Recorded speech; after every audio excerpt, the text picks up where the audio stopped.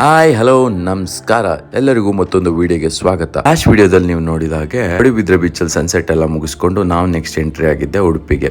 Honestly ಹೇಳ್ಬೇಕಂದ್ರೆ ಉಡುಪಿಗೆ ಬರೋದೇ ಒಂದು ಡಿಫ್ರೆಂಟ್ ಫೀಲಿಂಗ್. ಹಳೆ ಬಿಲ್ಡಿಂಗ್ಸ್, ಒಂಥರ ಕಾಮ್ ಅಟ್ಮಾಸ್ಫಿಯರ್, ನೈಟ್ ಎಲ್ಲ ಫುಲ್ ಪೀಸ್ಫುಲ್ ಆಗಿರುತ್ತೆ. ಆಕ್ಚುಲಿ ಲೇಟ್ ಆಗಿದ್ರು ಕೂಡ ಸಿಟಿ ಮಾತ್ರ ತುಂಬಾ ಸಖತ್ತಾಗಿ ಕಾಣ್ತಾ ಇತ್ತು. ನಾವು ಆಕ್ಚುಲಿ ಸ್ಟೇನ ಸಿಟಿ ಒಳಗಡೆನೆ ಮಾಡಿದ್ದು. ಸೊ ಸ್ಟೇ ಬಂದ್ಬಿಟ್ಟು ರಿಯೂನಿಯನ್ ಡಿ ಹೋಮ್ಸ್ ಅಂತ ಹೇಳಿ. ಇದು ಆಕ್ಚುಲಿ ತುಂಬಾ ಪ್ರಾಪರ್ಟೀಸ್ ಇದೆ. ನಾನು booking.com ಅಲ್ಲಿ ಬುಕ್ ಮಾಡಿದೆ. ನಂಗೆ ಒಳ್ಳೆ ಆಫರ್ಸ್ ಅಲ್ಲಿ ಸಿಕ್ತು. ಇವ್ರ ಹತ್ರ ತುಂಬಾ ಪ್ರೈವೇಟ್ ಪ್ರಾಪರ್ಟೀಸ್ ಎಲ್ಲ ಇದೆ ಅಂತ ಹೇಳಿದ್ರು. ನಾನು ನೆಕ್ಸ್ಟ್ ಹತ್ರ ಮಾತಾಡಿದಾಗ ಆಕ್ಚುಲಿ ಅದ್ರ ಓನರ್ ಬಂದು ನನ್ನ ಇಂಜಿನಿಯರಿಂಗ್ ಸೂಪರ್ ಸೀನಿಯರ್. ರೂಮ್ ತುಂಬಾ ಚೆನ್ನಾಗಿತ್ತು, ನೀಟ್ ಅಂಡ್ ಕ್ಲೀನ್ ಆಗಿತ್ತು, ಸ್ಪೇಷಿಯಸ್ ಆಗಿತ್ತು. ಮತ್ತೆ ಟಾಯ್ಲೆಟ್ಸ್ ಅಷ್ಟೇ ತುಂಬಾ ಸ್ಪೇಷಿಯಸ್ ಆಗಿ ಚೆನ್ನಾಗಿತ್ತು. ಮತ್ತೆ ಇದರಲ್ಲಿ ನಮ್ಗೆ ಆಕ್ಚುಲಿ ನಾನು ತಗೊಂಡಿದ್ದು ಬಂದು ಸ್ಯೂಟ್ ತರ ವಿತ್ ಬಾಲ್ಕನಿ ಇತ್ತು, close balcony, you can open the door. So ಎಲ್ಲ ಮಾಡಿ ಮಲ್ಕೊಂಡು ಬೆಳಗ್ಗೆ ಎದ್ದೆ. ಕಾಂಪ್ಲಿಮೆಂಟರಿ ಬ್ರೇಕ್ಫಾಸ್ಟ್ ಇತ್ತು. ಬ್ರೇಕ್ಫಾಸ್ಟ್ ಎಲ್ಲ ಮಾಡ್ಕೊಂಡು ಬ್ರೇಕ್ಫಾಸ್ಟ್ ಅಲ್ಲಿ ಬನ್ಸು, ಇಡ್ಲಿ, ದೋಸೆ ಮತ್ತೆ ಶೀರಾ ಇತ್ತು. ಒಳ್ಳೆ ಬ್ಯಾಟಿಂಗ್ ಮಾಡ್ಕೊಂಡು ನಾವು ನೆಕ್ಸ್ಟ್ ಹೊರಟಿದ್ದೆ ಶ್ರೀಕೃಷ್ಣ ಮಠಕ್ಕೆ. ಉಡುಪಿಗೆ ಬಂದ್ಮೇಲೆ ಶ್ರೀಕೃಷ್ಣ ದರ್ಶನ ಮಾಡದೆ ಹೇಗೆ ಹೋಗೋದು ಹೇಳಿ. ಮತ್ತೆ ಶ್ರೀಕೃಷ್ಣ ಮಠ ಒಂಥರ ತುಂಬಾ ಪವರ್ಫುಲ್ ಪ್ಲೇಸ್ ಅಂತ ಅನ್ಸುತ್ತೆ ನನಗೆ. ಇಲ್ಲಿ ಅಟ್ಮಾಸ್ಫಿಯರ್ ತುಂಬಾ ಕಾಮ್ ಮತ್ತು ಡಿವೋಷನಲ್ ಇದೆ.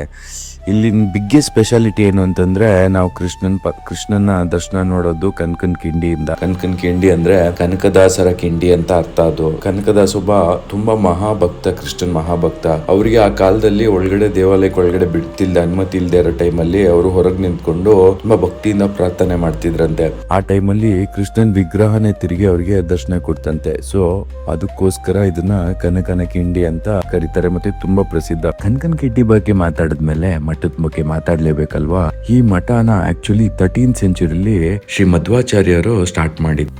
ಶ್ರೀಕೃಷ್ಣ ಮಠಕ್ಕೆ 800 ವರ್ಷದ ಇತಿಹಾಸ ಇದೆ. ಶ್ರೀಕೃಷ್ಣ ಮಠ ಅಷ್ಟಮಠ ಪರಂಪರೆಯಿಂದ ನಡೆಯುತ್ತೆ. ಹೇಗೆ ಅಂತಂದ್ರೆ 2 years ಮಠದಲ್ಲಿ ಕಾರ್ಯಗಳು, ದೇವ ಕಾರ್ಯಗಳು ಏನೇನ್ ನಡೆಯುತ್ತೆ, ಪೂಜೆ ರೆಸ್ಪಾನ್ಸಿಬಿಲಿಟೀಸ್, ಅದನ್ನೆಲ್ಲ ಬೇರೆ ಸ್ವಾಮೀಜಿಗಳಿಗೆ ಹಸ್ತಾಂತರ ಮಾಡ್ತಿರ್ತೆ. ಸೊ ಇದನ್ನ ಪರ್ಯಾಯ ಸಿಸ್ಟಮ್ ಅಂತ ಕರೀತಾರೆ. ಇದಿಷ್ಟು ನನಗೆ ಗೊತ್ತಿರೋ ಇತಿಹಾಸ. ಮತ್ತೆ ನೀವಿಲ್ಲಿ ನೋಡ್ಬೋದು ಗೀತ ಮಂದಿರ ಉಡುಪಿ ಅಂತ ಕಾಣ್ತಿದ್ಯಲ್ಲ. ಈ ಜಾಗಕ್ಕೆ ಹೋದ್ರೆ ಎಷ್ಟು ನಿಶಬ್ದ ಅಂದ್ರೆ ಅಲ್ಲಿ ಮೆಟ್ಲುಗಳಿದೆ.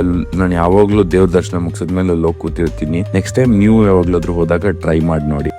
ಅದನ್ನ ಮುಗಿಸ್ಕೊಂಡು ಮುಂದೆ ಬಂದ್ರೆ ಪುಷ್ಕರಣಿ ಸಿಗುತ್ತೆ. ಇದೊಂದು ಪವಿತ್ರವಾದ ಕಲ್ಯಾಣಿ ಅಂತ ಅನ್ಕೊಳ್ಳಿ. ಮೊದ್ಲೆಲ್ಲ ಬಿಡ್ತಿದ್ರು ಭಕ್ತರುಗಳಿಗೆ ಸ್ನಾನ ಮಾಡಕ್ಕೆ ಅಥವಾ ನೀರು ಸ್ಪರ್ಶ ಮಾಡಕ್ಕೆ ಎಲ್ಲ ಬಿಡ್ತಿದ್ರು. ಬಟ್ ಇವಾಗ ಯಾರನ್ನು ಬಿಡಲ್ಲ. ಆ ದೇವಸ್ಥಾನದಲ್ಲಿರೋರು ಮಾತ್ರ ಹೋಗ್ತಾರೆ. ದೇವಸ್ಥಾನದಲ್ಲಿರೋ ಪೂಜಾರರಾಗಿರ್ಬೋದು ಅಥವಾ ಪೂಜೆ ಸಂಬಂಧಪಟ್ಟದ್ದು ಏನೇ ಆಗಿರ್ಬೋದು, ಅವ್ರು ಮಾತ್ರ ಹೋಗ್ತಾರೆ. ಬೇರೆಯವ್ರೆಲ್ಲರಿಗೂ ಲಾಕ್ ಹಾಕಿರುತ್ತೆ. ಯಾಕೆ ಅಂತ ಏನ್ ಹೇಳೋ ಅವಶ್ಯಕತೆ ಇಲ್ಲ. ಸೊ ಅದ್ ಮುಗಿಸ್ಕೊಂಡು ದೇವಸ್ಥಾನದ ಒಳಗಡೆ ಬರ್ತಿದ್ದು. ದೇವಸ್ಥಾನದ ಒಳಗಡೆ ಮೊಬೈಲ್ ಅಲೋ ಇಲ್ಲ. ಸೊ ಹಾಗಾಗಿ ಒಳಗಡೆ ಬೇರೆ ಯಾವ್ದು ವಿಡಿಯೋಸ್ ನ ಮಾಡಿಲ್ಲ. ದರ್ಶನ ಎಲ್ಲ ಮುಗಿಸ್ಕೊಂಡು ನಾನ್ ಡೈರೆಕ್ಟ್ ಆಗಿ ಬಂದಿದ್ದೆ ಗೋಶಾಲೆ ಅಂದ್ರೆ ಫುಲ್ ಎಲ್ಲ ಸೆಗಣಿ ಆಗಿರುತ್ತೆ, ಫುಲ್ ಕಸ ಆಗಿರುತ್ತೆ ಅಂತ ಅನ್ಕೋಬಹುದು. ಬಟ್ ಮಠದಿಂದ ತುಂಬಾ ಚೆನ್ನಾಗಿ ನೋಡ್ಕೊಂಡಿದ್ದಾರೆ ಗೋಶಾಲೆನ. ಒಂದ್ ಸ್ವಲ್ಪನು ಸೆಗಣಿ ಆಗ್ಲಿ ಆತರ ಏನಿಲ್ಲ. ಸೊ ತುಂಬಾ ಖುಷಿ ಆಗುತ್ತೆ. ಮತ್ತೆ ಇನ್ನೇನು ಅಂತಂದ್ರೆ ಹಸುಗಳನ್ನ ತುಂಬಾ ಚೆನ್ನಾಗಿ ನೋಡ್ಕೋತಾರೆ. ಇಲ್ಲಿ ಒಳ್ಳೆ ಕ್ಲೀನ್ ಎನ್ವೈರನ್ಮೆಂಟ್ ಇದೆ. ಒಂದ್ ಒಳಗಡೆ ಹೋಗಿ ಬಂದ್ರೆ ಒಂದ್ ನಿಜವಾಗ್ಲೂ ಒಂದು ಪಾಸಿಟಿವ್ ವೈಬ್ ಸಿಗುತ್ತೆ. ಮತ್ತೆ ನಿಮ್ಗೆ ಗೊತ್ತಲ್ಲ, ನಮ್ ಸಂಸ್ಕೃತಿಲಿ ಹಸುನ ತಾಯಿ ತರ ಗೌರವಿಸ್ತೀವಿ. ಹಸುಗಳು ಅಷ್ಟೇ, ಏನ್ ಗುದ್ದದು ಆತರ ಏನಿಲ್ಲ.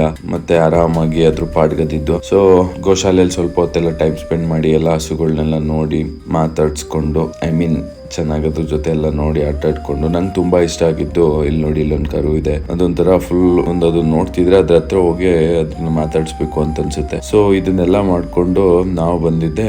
ಹೊರಗಡೆ ಬಂದು ದರ್ಶನನೂ ಮುಗೀತು, ಗೋಶಾಲೆನೂ ಆಯ್ತು. ಅದನ್ನೆಲ್ಲ ಮುಗಿಸ್ಕೊಂಡು ಇಲ್ಲೊಂದು ಹೋರಿ ಇತ್ತು, ಫುಲ್ ಗೋಡೆಗಂತೂ ಉಜ್ಜುತ್ತಾ ಇತ್ತು. ಯಾಕಪ್ಪ ಹತ್ರ ಹೋಗೋದು ಅಂತ ಸುಮ್ಮನೆ ಬಂದೆ ಆಚೆಗೆ. ನಾನು ದೇವ್ರ ದರ್ಶನ ಮುಗಿಸ್ಕೊಂಡು ಮಠ ಎಲ್ಲ ಸುತ್ತಾಡ್ಕೊಂಡು ಗೋಶಾಲೆಲ್ಲ ಹಸುಗಳನ್ನೆಲ್ಲ ಮಾತಾಡ್ಸ್ಕೊಂಡು ನಾವು ಹೊರಗಡೆ ಬಂದು. ಸೊ ಇದೇ ನೋಡಿ ಹೊಸ ದ್ವಾರದ ತರ ಕಟ್ಟಿದ್ದಾರೆ, ತುಂಬಾ ಚೆನ್ನಾಗಿದೆ.